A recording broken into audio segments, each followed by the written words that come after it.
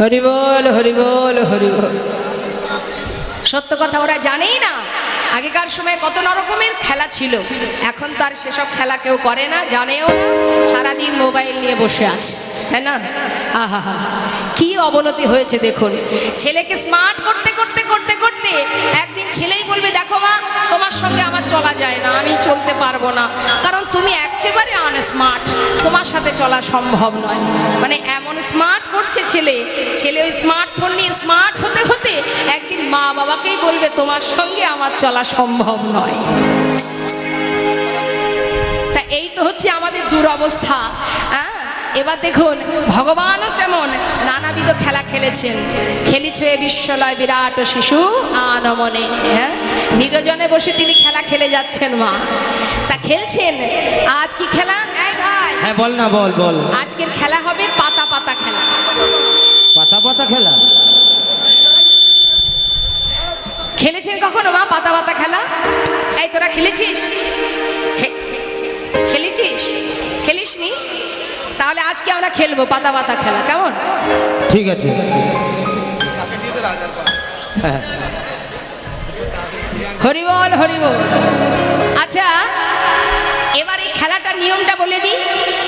এই পাতাগুলোর মধ্যে একটা পাতা আমি ছিদ্র করব, সেই ছিদ্র পাতাটা যার ভাগ্যে পড়বে, বুঝতে পারছিস খেলাটা? বুঝতে পারছিস তো? একটা পাতা ছিদ্র হবে, সেটা যার হাতে পড়বে সে হবে চোর। এবার যে চোর হবে সবাইকে, যারা জিতে যাবে তাদেরকে এক এক করে কাঁধে নিয়ে এখান থেকে ওই বংশীবট, আবার বংশীবট থেকে এই কেশিঘাট কাঁধে করে নিয়ে যেতে হবে, নিয়ে আসতে হবে। পারবি তো? তার মানে কি খেলা বলতো? কাঁধে চড়াচড়ি খেলা। হ্যাঁ, খুব মজার খেলা, তাই না?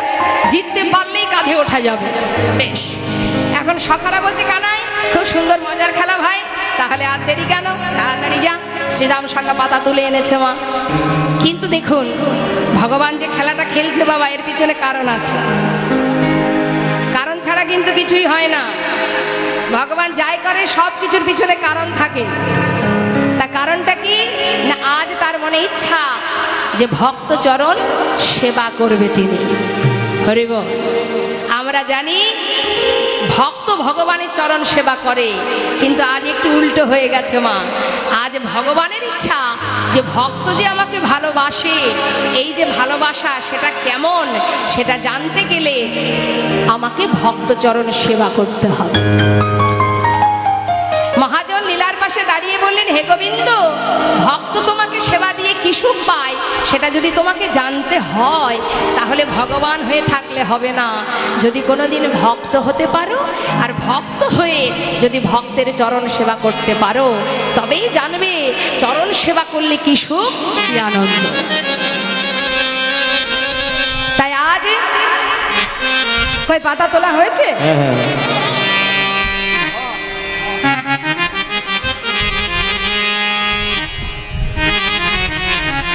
আচ্ছা, তাহলে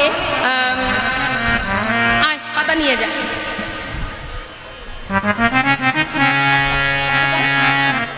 দেখ ভালো, দেখ তো ছেঁড়া নয় তো, ভালো দেখা সবাইকে। যাক, তাহলে জিতে গেলি, কাঁধে উঠতে হবে তো, ঠিক আছে বস। আচ্ছা, এই তুই নিবি, কাঁধে নিতে পারবি তো আমাকে? যদি নিতে পারিস তাহলে নে।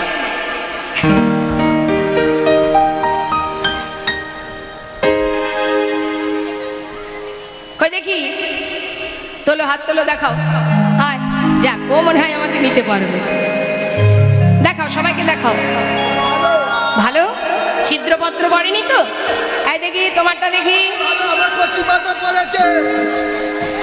এই তোমারটা দেখি, পাতাটা দেখাও। দেখবে আমি চোখে কম দেখি তো,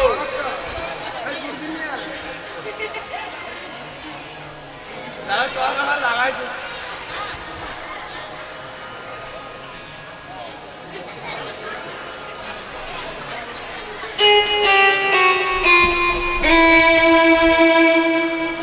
দেখা হলো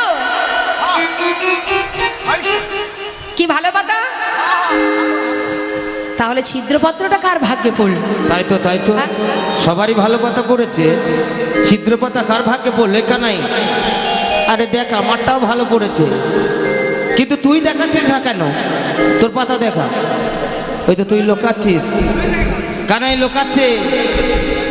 ওই তো ওই তো কানাইয়ের ছিদ্র পাতা পড়েছে, কানাই আজকের খেলাতে চোর চোর চোর। আমি চোর? হ্যাঁ তুই চোর। আমি চোর? হ্যাঁ বলছে তুই চোর না তা কে চোর হবে বল? ও কানাই, শুধু যে তুই খেলায় চোর তা তো নয়, তুই তো বৃন্দাবনের পাকা চোর। হ্যাঁ, তাই তুই বিনে চোর কে হবে ভাই? বিনে চোর কে হবে ভাই? বিনে চোর কে হবে ভাই? বিনে চোর কে হবে ভাই? বৃন্দাবনের ননি চোরা, তুই বিনে চোর কে হবে ভাই? আচ্ছা, ঘরে ঘরে ননি চুরি করে কি আমি একা খাই? তোদের জন্যই তো চুরি করি। আরে চুরি তো তুই করিস তাই আমরা খাই, চোর তুই। যাদের জন্য করি চুরি তারাই বলে চোর। দেখেছো কি অবস্থা? ঠিক আছে, কাঁধে উঠবি কাঁধে উঠ, চোর বলার কি আছে? তা চোরকে চোর বলবো না তো কি সাধু বলবো? তাহলে একে একে কাঁধে উঠতে হবে, সবাই তো একসাথে পারবো না। আমি কাকে তোলা যাই? শ্রীরাম সখাকে বলছে, আয় ভাই আয়, তুই আমার কাঁধে ওঠ। এখন শ্রীরাম সখা বলছে, কানাই রে, নিতুই নিতুই তুই আমাদের কাঁধে উঠিস, আজ যখন তুই হেরেছিস আমরা তোর কাঁধে উঠবো। হরি বল হরি বল। আনন্দ ধরছে না। এবার শ্রীরাম সখাকে কাঁধে নিয়েছে বাবা, কিন্তু নিয়েছে কেমন করে দেখুন। শ্রীরাম সখা ছুটে গিয়ে গোবিন্দের এক কাঁধে বসেছে, সামনে একটা পা পিছনে একটা। এবার চুলগুলো ভালো করে ধরে রেখেছে, যদি কানাই দৌড়ানোর সময় আমি পড়ে যাই, তাই চুলগুলো মুঠো করে ধরেছে। মহাজন লীলার পাশে দাঁড়িয়ে বললেন, আরে তুমি জানো না শ্রীরাম তুমি কার কাঁধে উঠে বসে আছো? নিতাই গৌর হরি বল। এ জগতে যদি কেউ ভগবানকে ধরে, তার পড়ে গেলেও পড়ে যাবার ভয় থাকে, কিন্তু ভগবান যদি কাউকে ধরে, হরি বল, বলে এ জগতে তার আর ভয় কি? রাখে হরি মারে কে? মারে হরি রাখে কে? রাম অবতারে মা সীতাকে উদ্ধার করে প্রভু রামচন্দ্র তিনি যখন সরজু নদীর ধার দিয়ে আসছে মা, হঠাৎ প্রভু রামচন্দ্রের তৃষ্ণা পেয়েছে, গলা শুকিয়ে যাচ্ছে, তাই জল পান করবে বলে কাঁধে যে তীর ধনুকটা আছে সেটা রাখবে কোথায়? তাই মাটিতে একটা তীর ভেদ করে সেই তীরের উপরে তুনা ধনুকটা রেখে এবার তৃষ্ণা নিবারণ করে যখন সে তুন আর ধনুকটা কাঁধে নিয়ে তীরটা তুলতে যাবে, হঠাৎ দেখছে তীরের আগায় একটা ব্যাঙ, একটা মুন্ডুকি, সে এফোড় ওফোড় হয়ে ভেদ হয়ে গেছে, রুধির ঝরছে। সেই ব্যাঙটি যখন তার বক্ষের উপরে যখন তীর ভেদ করেছে, সে কিন্তু চিৎকার করেনি মা, রুধির ঝরছে। এখন প্রভু রামচন্দ্র তখন জিজ্ঞাসা করছি, রে মুন্ডকি, তুই তোর সারা অঙ্গ থেকে রুধির ঝরছে, আমি যে যখন তোকে তীর মেরেছিলাম তখন তুই কাঁদিসনি কেন, চিৎকার করিসনি কেন? তখন বলে উঠলেন সেই ব্যাঙটি, হে প্রভু, যখন কোনো সাপে আমাকে ধরে তখন আমি চিৎকার করি, তোমাকে স্মরণ করি। হে প্রভু, তুমি আমায় রক্ষা করো, চিৎকার করে তোমাকে ডাকি প্রাণ বাঁচানোর জন্য। কিন্তু আজ যদি সেই স্বয়ং ভগবানই যদি আমাকে মারে, তাহলে আমি আর স্মরণ করবো কাকে? তাই তো আমি তোমায় ডাকিনি প্রভু। রাখে হরি মারে কে? মারে হরি রাখে কে? তুমি যদি আমাকে মারবে তা রক্ষা করবে কে জগতে? তাই আমি কাউকে ডাকি। তাই মাগো, ভগবান যদি কাউকে ধরে তার কি আর পড়ার ভয় থাকে গো?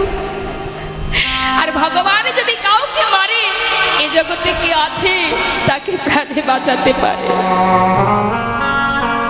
তাই আজ কাঁধে করে নিয়ে যখন যাচ্ছে গোবিন্দ চিন্তা করছে, তাই তো আমি যে ভক্তের চরণ সেবা করব মনে ইচ্ছা, কিন্তু একটা চরণ পিছনে আছে, সেটা আনবো কি করে? কাঁধে করে নিয়ে ছুটছে। এমন সময় শ্রীরাম সখা বলছে, আরে আয় কানা, এইভাবে যদি দৌড়াস আমি তো পড়ে যাব।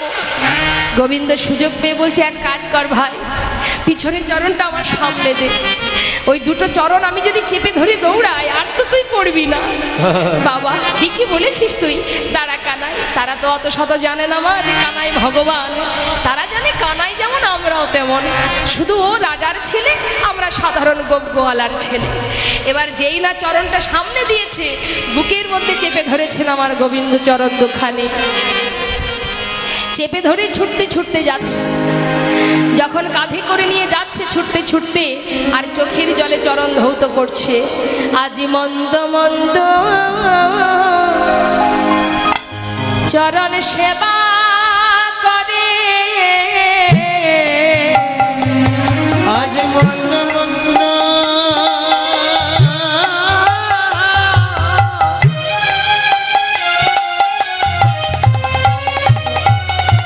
চরণ সেবা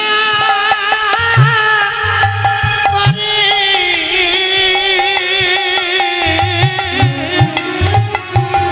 ভক্তের যুগলে চরণ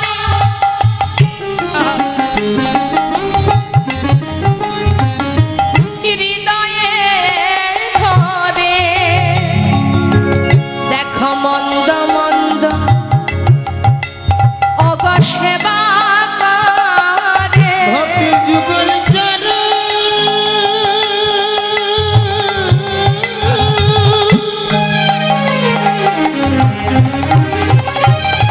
ভক্তের যুগল চরণ হৃদয়ে ধরিলে,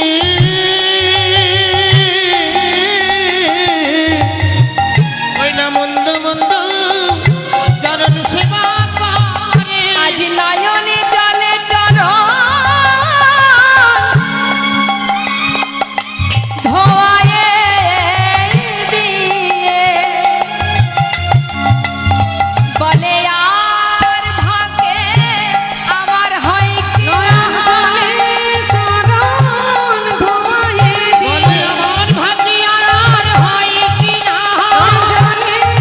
চরণ ধোয়ায়ে দিয়ে, বলি আয় আয় গৌর হরিবল হরিবল, চরণ ধোয়ায়ে দিয়ে, আর ভাগ্যে হয় কি না, চলে চরণ ধোয়ায়ে ওই দিয়ে, না মন্দ মন্দ সেবা করে। ভগবান তার মনের ইচ্ছা পূর্ণ করছে, কিন্তু হলে কি হবে, চরণের উপরে জল পেয়ে, মনে করুন এই প্রখর রোদ্দুর, এর মধ্যে দিয়ে যদি কারোর পায়ে জল পড়ে, তার মনে তো একটু সন্দেহ হবেই, কি ব্যাপার, আকাশে মেঘ নেই, গাছের তলায় জলও পড়ছে না, তাহলে পায়ে জল এলো কি করে? এই কানাই, আমার পায়ে জল আসছে কি করে ভাই? তুই কি কাঁদছিস? কানাই বলছে, না না শ্রীদা, আমি কাঁদছি না, না আমাকে একটু নামিয়ে দে তো, আমি একটু দেখি। যেই না নামিয়ে দিয়েছে মা, হঠাৎ দেখছে ভাই কানাইয়ের চোখে জল। কানাই, তুই কাঁদছিস ভাই? বুঝেছি, তুই তো ধনী রাজার ছেলে, আমাদের কাঁধে নিয়ে কত কষ্ট হচ্ছে তোর। ও কানাই, তুই কি জানিস না, আমরা যে প্রাণের থেকে বেশি তোকে ভালোবাসি, তোর চোখের জল কেমন করে সইব বল? তুই কেন এ খেলা খেললি? যে খেলায় তোকে কষ্ট পেতে হয়, বল কেন খেললি?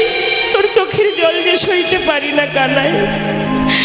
কানাই বলছে, জানিস সেটা, এটা আমার কষ্টের অশ্রু নয়, এটা আমার আনন্দের অশ্রু, তুই বুঝবি না। না কানাই, আর এ খেলা খেলবো না, চল চল আমরা ফিরে যাই। যেই না ফিরে গেছে, অন্যান্য সখারা প্রখর রৌদ্রে কণ্ঠ শুকিয়ে যাচ্ছে, তৃষ্ণার্ত হয়ে ভাই কানাইকে বলছি, কানাই, এই বনের মধ্যে আমাদের যা কিছু খাবার ইচ্ছা হয়, তুই যেখান থেকে হোক আমাদেরকে নিয়ে এনে দিস, কিন্তু কানাই এখন যে বড্ড তৃষ্ণা পেয়েছে, একটু জলের সন্ধান করে দিবি ভাই, পিপাসা পেয়েছে। তাই বলছে সখাগণ, খেলায় বিনোদ খেলা শ্রম সভা,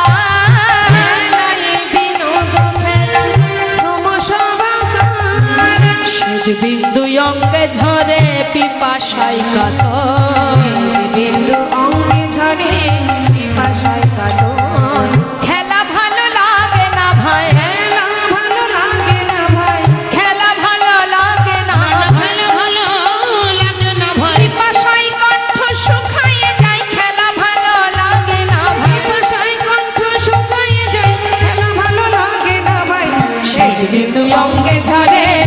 পিপাসায় কত শ্বেত বিন্দু অঙ্গে ঝরে পিপাসায় কত। শ্বেতবিন্দু মানে ঘাম, সারা গায়ে ঘাম ঝরছে, পিপাসায় কণ্ঠ শুকিয়ে যাচ্ছে, তুই একটু জলের সন্ধান করে দে। এমন সময় শ্রীরাম বলছে, এই সখা বন্ধু, তোরা জানিস না আজ বলরাম বনে আসেনি? আরে বলাই দাদা বনে আসছে না বলে মা তো গোপালকে কিছুতেই পাঠাচ্ছিল না। তবুও মাকে বলেছিলাম, মা আমরা তো আছি, কানাই ছাড়া আমরা বনে যাব কি করে? ধেনুবৎস বনে যেতে চায় না, সখাগণ বনে যেতে চায় না, তুমি নিশ্চিন্তে থাকো মা, কানাইকে তুমি আমার কাছে দাও। তাই মা বলেছিল, এই শ্রীরাম, যেহেতু বলরাম বনে যাচ্ছে না, তাই তোর হাতে আমার ছেলেকে সঁপে দিলাম। দেখিস আমার ছেলের তো ওই বনের মাঝে অনেক বিপদ আছে। চিন্তা করুন মা, আপনি সন্তানকে কোনো জায়গায় পাঠালে আপনার কতটা চিন্তা হয়, হয়তো? তাহলে সন্তান বনে যদি কোথাও যায় আপনার যতটা চিন্তা হয়, যত সময় ছেলে ঘরে না ফিরবে আপনার চিন্তা হয়। আর মা যশোমতীর চিন্তা করে দেখুন, একে তো সন্তান বনে গেছে ধেনু চড়াতে প্রখর রৌদ্রের মধ্যে দিয়ে, রাজার ছেলে হয়ে সে বনে বনে ধেনু চড়াচ্ছে, কারণ কৃষ্ণ ছাড়া ধেনুবৎস মাঠে যেত না। এটা তো একটা যন্ত্রণা, তার মধ্যে আর একটা দুঃখ কি, ওই যে কংস, মথুরার দুষ্টু রাজা কংস রাজা, সে সর্বদাই বিভিন্ন রকমের অনুচর ওই বনে পাঠিয়ে দিত, বিভিন্নভাবে অগাসুর বগাসুর পাঠিয়ে দিয়ে কানাইকে বধ করার জন্য সর্বদাই চিন্তিত থাকতেন। সেই চিন্তাটাও কিন্তু মা যশোমতীর, যে আমার গোপালের না জানি কখন কি বিপদ হয়। কতটা দুঃখ নিয়ে সন্তানকে বনে পাঠাতেন মা, একবার ভাবুন। তাই মা বলছে, শ্রীরাম তোর হাতে দিলাম ছেলেটাকে, দেখিস যেন গভীর বনে না যায় আর কোনো জলের ধারে না যায়, ঠিক আছে? তাই আজ মা আমার হাতে কানাইকে সঁপে দিয়েছে। আমি তো ভাই কানাইকে জলের সন্ধান করতে দিতে পারি না, তা তোরা এক কাজ কর, চল আমরা সবাই জলের সন্ধান করে আসি, আর ভাই কানাই এই বংশী বটের গোড়ায় বসে থাক, আমরা জল পিপাসা নিবারণ করে ভাই কানাইয়ের জন্য সবাই কর পূর্ণ করে জল নিয়ে আসবো। এই বলে কানাইকে বলছে, তুই এখানে বসে থাকবি ভাই, কোথাও যেন যাস না, কেমন? কানাইকে বসিয়ে রেখে সখাগণে যাচ্ছে। সন্মুখেতে কালিদাহ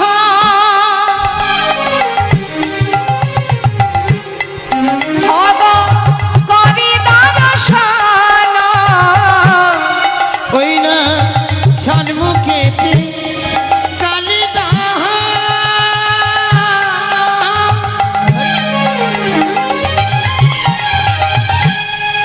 ওই না করি দর্শন, ধীরে ধীরে রাখাল দান তথায় আসিল গো, তথায় আসিল। ওই না ধীরে ধীরে সখা গান তথায় আসিল গো, তথায় আসিল। তাদের আনন্দ আর ধরে না রে, আনন্দ আর ধরে না রে, পিপাসায় বাড়ি মিলবে বলে আনন্দ আর ধরে না রে। পিপাসায় বাড়ি